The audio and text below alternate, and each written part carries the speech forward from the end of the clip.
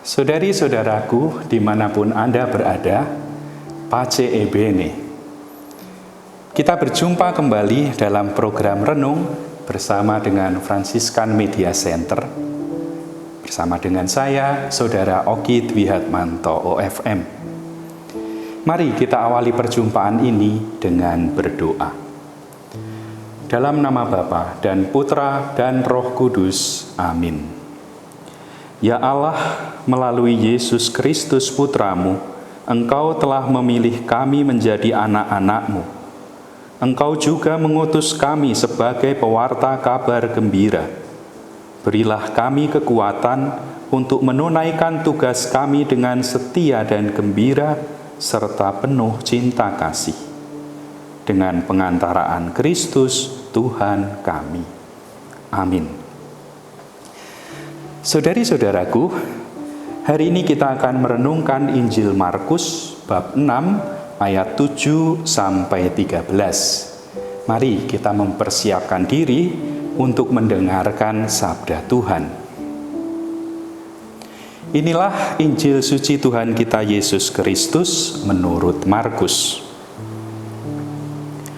Suatu ketika, Yesus memanggil ke-12 murid itu dan mengutus mereka berdua-dua. Ia memberi mereka kuasa atas roh-roh jahat dan berpesan kepada mereka supaya jangan membawa apa-apa dalam perjalanan mereka kecuali tongkat. Roti pun jangan, bekal pun jangan, uang dalam ikat pinggang pun jangan. Boleh memakai alas kaki, tetapi jangan memakai 2 baju. Katanya selanjutnya kepada mereka, kalau di suatu tempat kamu sudah diterima dalam suatu rumah, tinggallah di situ sampai kamu berangkat dari tempat itu.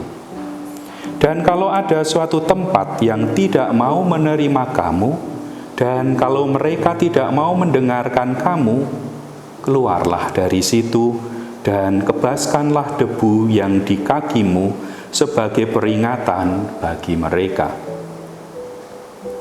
Lalu pergilah mereka memberitakan bahwa orang harus bertobat, dan mereka mengusir banyak setan dan mengoles banyak orang sakit dengan minyak dan menyembuhkan mereka. Demikianlah Injil Tuhan. Terpujilah Kristus. Saudara-saudariku yang terkasih, Injil hari ini berbicara tentang perutusan para murid. Ada 4 hal yang menarik bagi saya yang ingin saya bagikan kepada Anda semua. Para murid diutus berdua-dua. Mereka diberi kuasa. Mereka tidak boleh membawa apa-apa. Dan yang terakhir, kalau mereka tidak diterima di suatu tempat, Yesus mengutus mereka untuk keluar dan mengebaskan debu. Apa makna 4 hal itu? Mari kita dalami bersama-sama. Pertama, para murid diutus berdua-dua. Ini berarti bahwa perutusan bersifat bersama. Tentu saja hal ini mengandaikan adanya kerjasama, saling mengerti, saling menerima, saling memahami. Bisa bekerja sama satu dengan yang lain. Sikap-sikap ini sangat penting, saudara-saudariku, mengingat kecenderungan zaman sekarang yaitu sikap individualistik, di mana orang ingin sendiri untuk dirinya sendiri. Yang kedua, para murid diberi kuasa. Artinya tugas perutusan merupakan karya Allah sendiri. Para utusan adalah perpanjangan tangan karya Allah.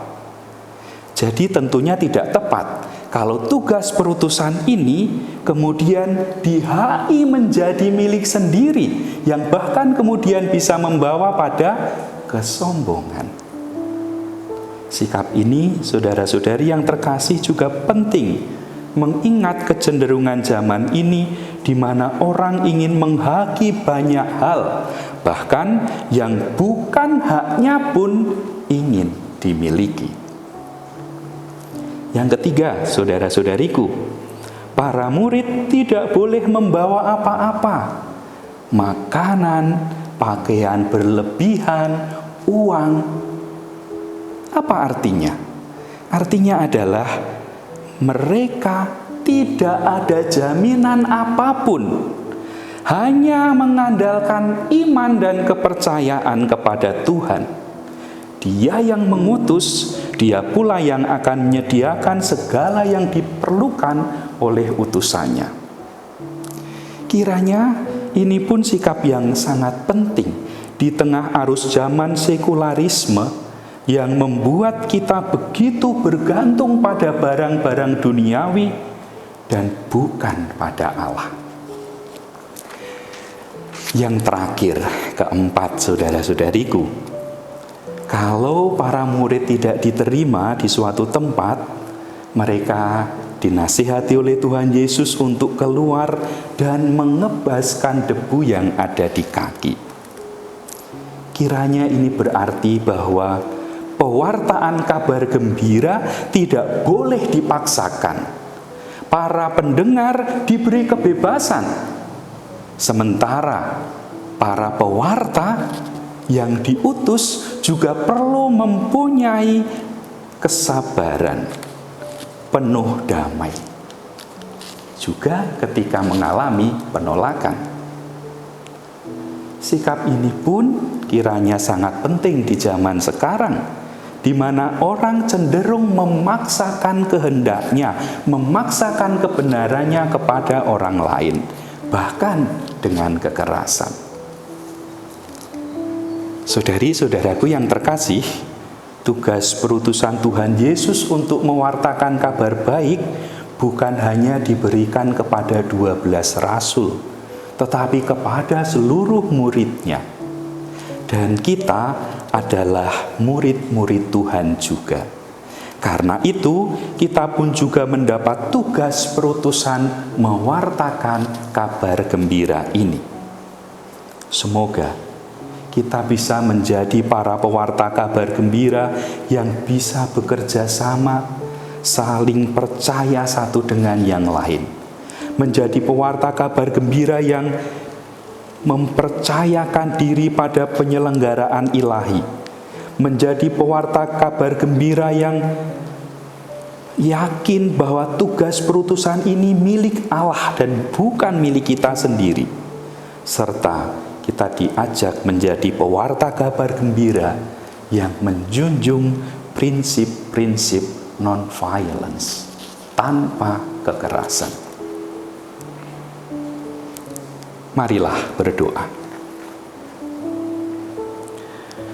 Ya Tuhan, syukur kepadamu atas kepercayaan yang Kau berikan kepada kami. Engkau mengutus kami untuk mewartakan kabar gembira. Semoga kami sungguh-sungguh menyerahkan diri seutuhnya dalam penyelenggaraan kasih-Mu. Tuntunlah kami pada jalan yang lurus dan tidak menyesatkan diri pada keinginan-keinginan daging kami sendiri. Demi Kristus Tuhan kami. Amin. Tuhan sertamu dan sertamu juga. Semoga kita semua, orang-orang yang kita doakan, keluarga-keluarga kita dan alam semesta, dibimbing, dilindungi, dan diberkati oleh Allah yang Maha Kuasa dan Setia, Bapa, Putra, dan Roh Kudus. Amin. Salam sehat, Pace Ebene.